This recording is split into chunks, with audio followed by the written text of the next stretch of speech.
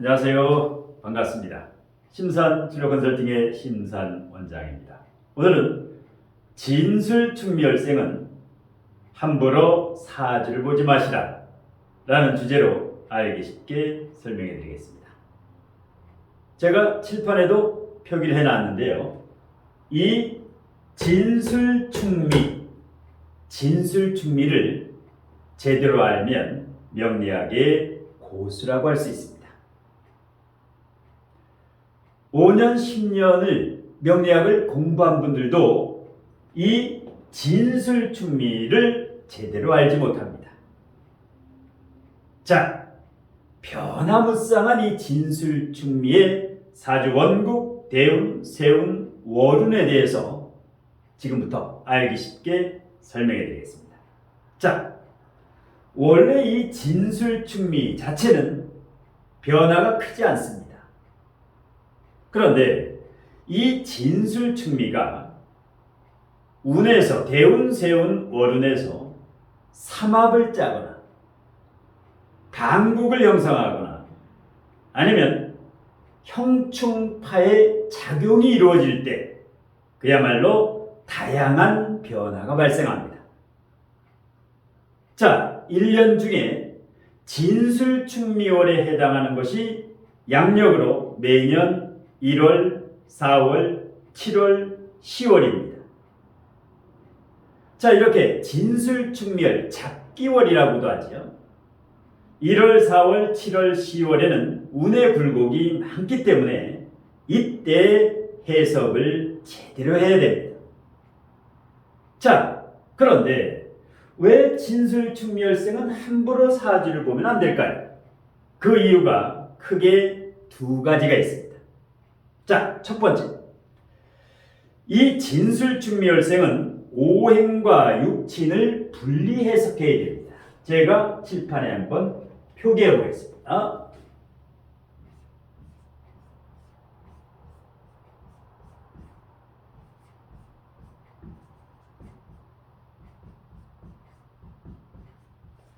자, 목화토금수 오행이 있지요. 목화토금수 5가지 오행, 그리고 비식재간인 육친이 있지요. 이 오행으로는 대체적으로 우리가 건강과 궁합을 볼 때 오행으로 70% 이상을 판단합니다. 그리고 이 육친이라고 하는 비식재간인 육친이라고 하는 것은 대체적으로 그 사람의 성격이나 진로, 직업적성을 판단하는데 70% 이상을 반영합니다. 그래서 건강과 궁합, 성격과 진로적성을 나타내는 것을 분리 해석해야 되는데 오행과 육친은 두루뭉실하게 이것을 해석하기 때문에 실제 통병과 실제 상담과 이론이 전혀 다른 엉터리가 된다는 겁니다. 자, 그러면 실제 예를 한번 들어보겠습니다. 자, 여기에서 이제 연주, 월주, 일주, 시주라고 가정을 해봅시다. 연, 월, 일, 시. 그러면 오늘 강의가 진술충미월생, 월지가 포인트입니다. 자, 첫 번째 예를 들어봅니다. 예를 들어서 월지의 진월생 같은 경우, 예를 들어서 진월생인데 여기가 예를 들어서 오시라고 가정을 해봅시다. 진월생이 오시에 태어났을 경우, 자, 이런 경우는 이 월지의 진토는 그야말로 토가 됩니다. 그런데 이 시가 진월 진시에 태어났다고 가정을 해봅시다. 진월 진시에 태어났을 경우는 완전히 360도로 달라집니다. 왜냐하면 이 오행은 그대로 토와 토 맞습니다. 진토가 맞습니다.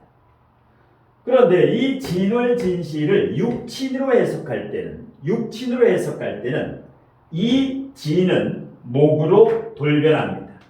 이 진토는 목의 성향을 인묘진의 목의 성향으로 돌변하기 때문에 건강과 궁합을 판단할 때 진월진시는 그냥 토지만 위장과 소화기 계통을 주의해야 되지만 육친으로 해당 육친 이것이 만약에 관성이다 그러면 배우자라든가 그 다음에 재성이다 이런 식으로 진월진시는 육친상 목의 성향을 70% 이상 가지고 있습니다. 그런데 일반적으로 일반처라고 하냐 사주카페에서는 대체적으로 진월진시하면은 오행과 육친을 모두 그냥 토로 해석해 버리기 때문에 진로 직업적성이라든가 그 사람의 기질적성을 정확하게 판단하지 못합니다. 자, 하나 더 있습니다. 예를 들어서 진월 묘시에 태어났다라고 가정을 해봅시다. 진월 출생자가 시간이 묘시에 태어났다. 그러면 묘진합을하지요. 묘진목 이와 같을 때도 이 월지의 진토는 육친으로는 목으로 해석을 해야 됩니다. 비식재가 아닌 육친을 해석할 때 이것을 만일에 토에 해당하는 육친으로 해석하면 전혀 통변이 다르게 나옵니다. 맞지 않는다는 거죠. 자, 그 다음에 똑같은 방식으로 술월 예를 들어서 여기가 이제 예를 들어서 술월이라고 가정합시다. 자, 여기 이제 술월 사시 출생이 있다고 가정을 합시다. 술월 사시. 그렇으면 이것은 오행으로 토고 육친으로도 토가 됩니다. 술월 사시기는. 그런데 술월 술시생이라고 상황을 바꿔봅시다. 자, 술월생이 술시에 태어났을 때는 이것은 오행으로는 토지만 육친으로는 완전히 금으로 바뀝니다. 육친의 성향으로는 완전히 금으로 바뀌게 됩니다. 자, 그 다음에 마찬가지로 술월 유시가 됐을 경우도 마찬가지입니다. 술월 유시생일 경우도 월지와 시지가 유술 합금을 짜기 때문에 이 월지의 술토는 이와 같은 구조에서는 육친으로는 금으로 해석해야 됩니다. 오행으로는 토, 육친으로는 금으로 해석을 해야 됩니다. 유술 금을 짜기 때문에. 자, 진월 술월뿐만 아니라 축월도 마찬가지입니다. 예를 들어서 축월 축시에 태어난 분이 있다라고 가정을 합시다. 이와 같을 때 축토는 토가 맞지. 그럼 오행으로 토로 해석을 합니다. 그런데 이것을 육친으로 비식재관인으로 해석을 할 때는 토로 해석하지 말고 수로 해석을 해야 됩니다. 왜냐? 사주에서 연, 월, 일시 중에서 월지와 시지는 한난, 온도를 나타내고 연지와 일지는 습도를 나타냅니다. 조습. 그래서 한난, 조습. 그래서 월지와 시지는 온도, 태어난 그 계절의 그 날짜, 그 시간의 온도. 축월 축시는 얼마나 춥습니까? 섣달이지요. 동지섣달 중에 섣달. 그 다음에 축시는 새벽 1시 반부터 3시 반. 축월의 축시면 그야말로 엄동설한이지요. 그래서 오행은 토지만 육치는 수로 해석해야 한다. 자, 만일 축월 오시가 된다. 축월 오시 출생이다. 어떻게 해석을 해야 될까요? 이럴 경우는 이 축토는 변함없이 수가 됩니다. 축월 오시가 되든 축월 어떤 시가 되든 축토는 육친으로는 수로 해석을 해야 됩니다. 자, 그 다음에 미월로 갑니다. 자, 만일에 미월 미시에 태어났다. 미월 미시 어떻습니까? 오행으로는 토지만 미월 미시라고 하는 것은 삼복도이지요. 예, 삼복도이 여름 휴가철인데 그렇게 되면 미월 미시는 육친으로는 화가 되고 육친으로는 화가 됩니다. 둘 다 미월 미시 모두 미월 미시. 그런데 여기가 미월이 아닐 경우는 또 틀려집니다. 예를 들어서 여기가 6월이다. 예를 들어서 6월 미시다.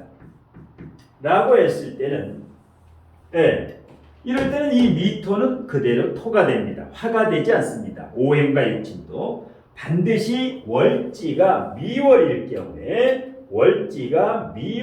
경우에는 미시도 육친으로 화가 됩니다. 예. 자, 이래서 이 진술충미월은 오행과 육친을 분리 해석하지 않으면 전혀 다른 진로 직업적성이 나옵니다. 그러니까 일반 상담이나 통변에서 건강과 궁합은 잘 보는데 진로 직업적성은 잘 맞지가 않지요. 그 이유가 이 진술충미열 뿐만 아니라 인월생, 신월생도 마찬가지입니다. 인월생, 신월생 진로 직업적성이 잘 맞지가 않습니다. 왜냐? 상당히 이건 이제 복잡하고 구체적이고 세분화시켜가지고 봐야 되기 때문에 오늘은 진술충미월생 강의이기 때문에 인월, 신월생은 더 정교하게 봐야 됩니다. 그래서 지금까지 두루뭉실하게 보던 이것은 완전히 앞으로 과학명리로 바뀌어야 됩니다. 자, 그 다음에 두 번째, 오행과 육친 분리가 이제 첫 번째 함부로 사주를 보면 안 되는 이유고, 그 다음에 자, 두 번째는 자, 이 진술충미는 자, 합과 충이 중요하죠. 합충, 형파해, 원진, 공망 뭐 삼재까지 있는데 합충은 오행에 해당하죠. 그래서 합과 충은 대단히 중요합니다. 그리고 충은 계고가 되는데 형부터는 형파해는 계고가 잘 안 되죠. 자, 그래서 일단 진술충미열은 지장간의 형충을 해석을 정확하게 하지 못하기 때문에 함부로 사주를 보면 안 됩니다. 이 진술충미의 물리가 터진 그야말로 고수, 실력가에게 제값을 내고 제대로 사주를 보는 게 좋습니다. 자, 그러면 이 진술충미 예를 들어서 진술충이 있다고 가정해 봅시다. 칠판에 한번 표기를 한번 해보겠습니다. 자, 진술충이 있고 충미충이 있죠. 진술충이 있고 충미충이 있습니다. 그러면 이 진술충이라고 하는 것은 같은 토끼리의 싸움이지요. 그러면 붕충이라고 합니다. 벗붕자를 써가지고. 충미충도 마찬가지. 같은 토끼리의 충이지. 예. 그런데 왕지끼리의 묘유충이라든가 자오충은 같은 오행의 충이 아니지요. 그러니까 굉장히 큰 싸움이 됩니다. 자오충, 묘유충은.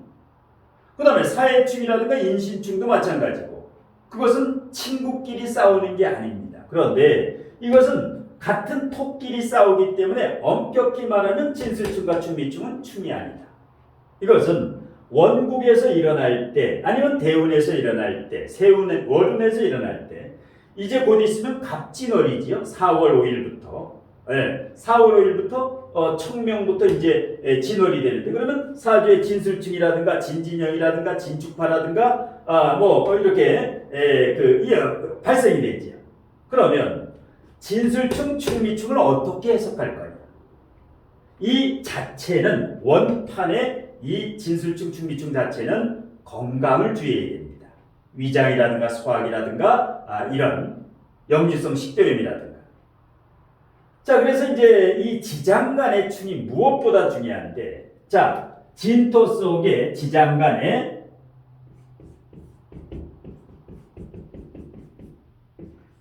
을개무가 있지. 그 다음에 술중 신정무가 있죠. 자, 그 다음에 충미충을 할 때 축토 속에 뭐가 있습니까? 개신기가 있고 그 다음에 미토 속에 정을기가 있죠. 정을기가. 그러면 진술충을 한다. 원국이나 대운이나 세운에서 이것을 어떻게 해석할 거냐? 진술충은 수화상쟁이다. 정제충이다. 개수와 정화의 싸움이다. 수화상쟁이죠. 그 다음에 금목상쟁이다.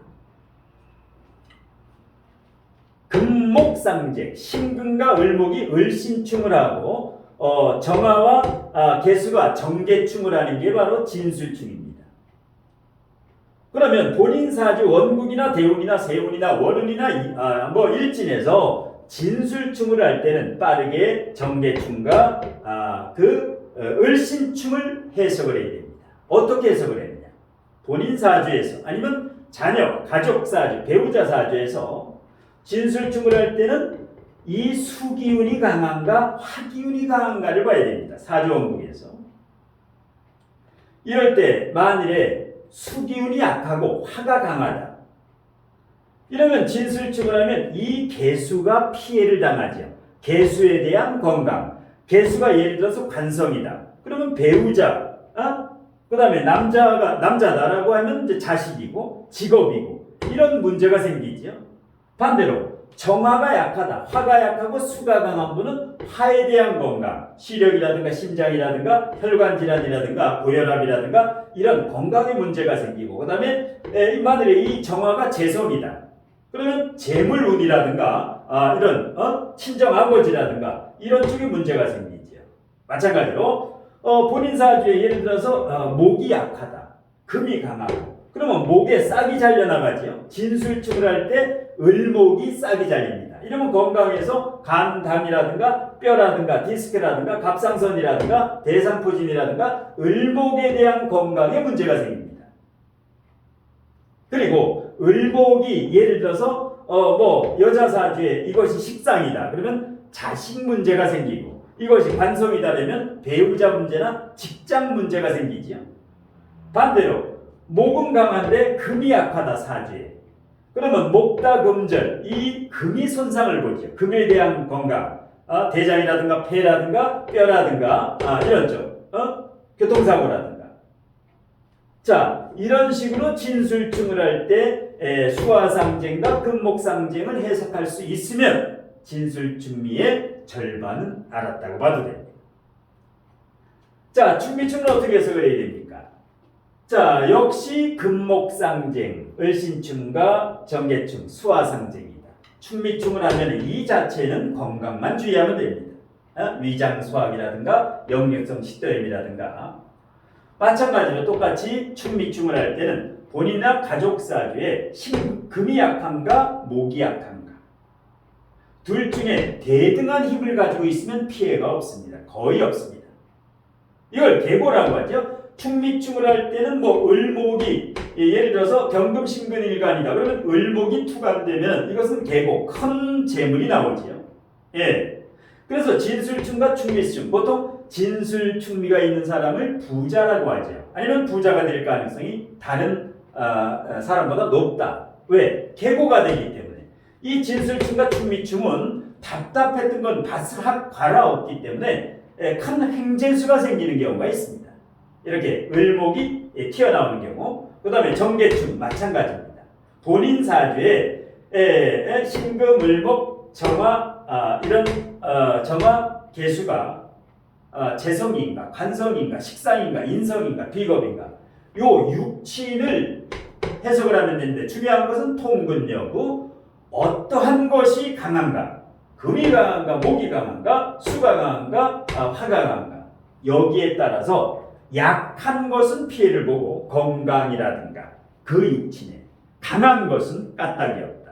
더 중요한 것은 대등하면 수화가 대등하고 그 다음에 금목이 대등하면 걱정을 안 해도 됩니다.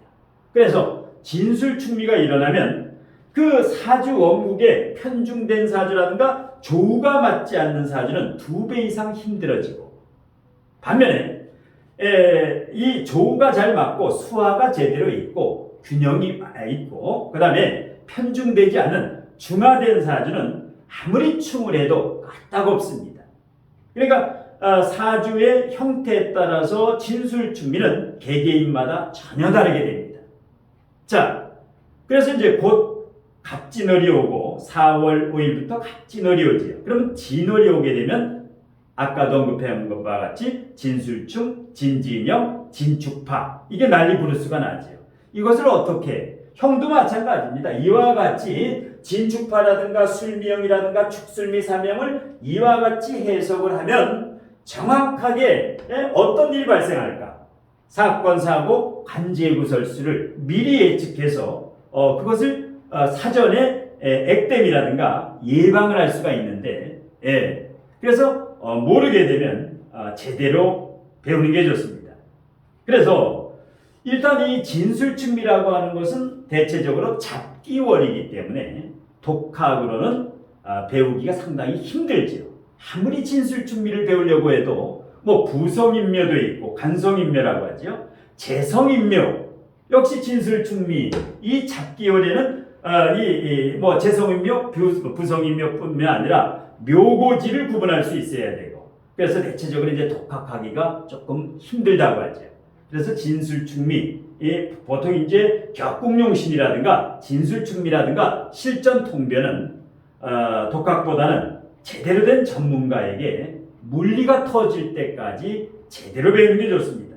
그리고 진술충미가 2개 이상 사주에 있게 되면 2개, 3개, 어떤 분은 뭐 4개, 5개까지 진술충미가 있는데 이런 경우는 정교하게 이 전문가에게 제값을 내고 제대로 상담을 한번 받아보는 게 좋습니다.